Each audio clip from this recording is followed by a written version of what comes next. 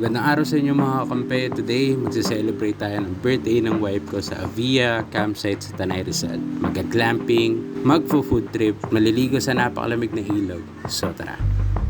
Medyo maghahapon na nga kami ng bumiyahe. Namalengke lang saglit para may food kami sa campsite. Sabi lang ang biyahe sa Marilaki at medyo malamig na ang panahon. Dito, liliko lang tayo sa San Andres. Kasama din pala natin dito ang alaga natin si Maya. May mga malubak na daan pero manageable naman. Pag nandito na kayo sa may bandang Santo Niño, liliko lang kayo sa kanan, din kanan ulit.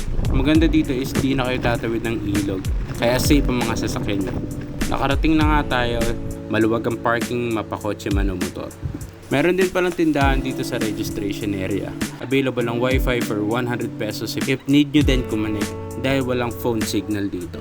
Makyat na nga kami papunta sa cabin namin. At dito tayo mag-i-stay sa kanilang small cabin.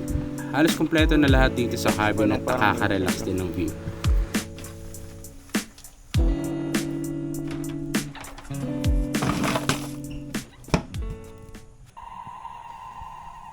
Alright, so nandito na tayo. Napakaganda nung bago nilang glamping area dito. Ito yung bago nilang teepee. Then up and down siya. Iikot ko kayo at enjoy lang natin yung araw. At yun, happy birthday sa misis ko. Shout out. Kitin lang natin ng mabilis yung taas nila, no? Yeah. Wow! Alright, so yan na. Ang ganda ng ano rito. So may parang tatlong bed.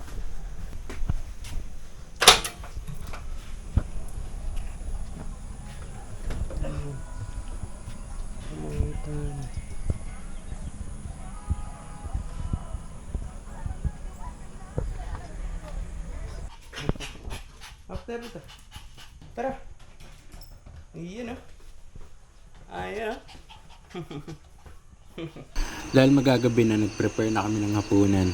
Ang meal natin today ay sinigang na may gabi.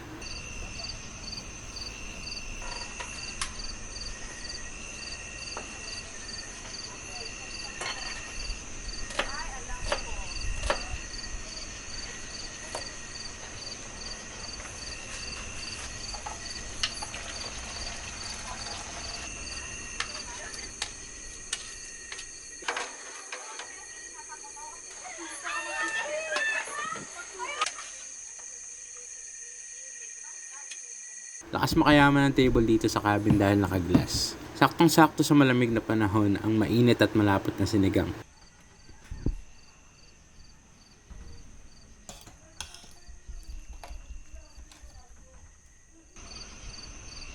After nun, nag-beer lang kami saglit bago matulog para makapagpahinga na din kami sapagkat galing pa akong trabaho niyang araw na yan.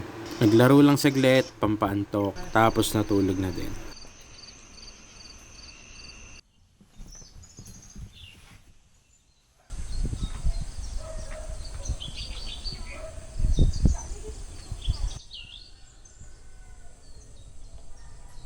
Kinaumagahan, nag-prepare din kami ng breakfast. Simpleng sinangag, itlog at corned beef lang sapat na.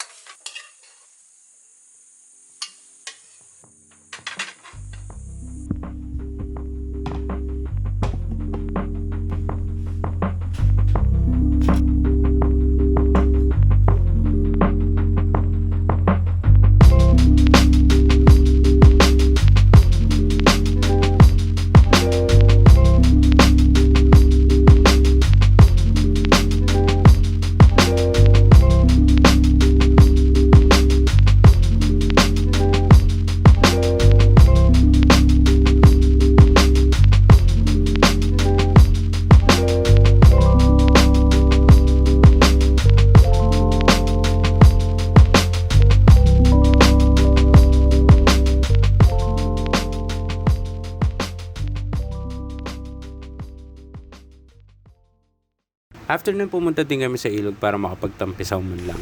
So ayan ang river dam. Ingat lang sa pagtawid dito dahil madulas. Napakalamig din ng tubig at malalim din pag maulan. Pwede rin mag-spot dito banda sa dam.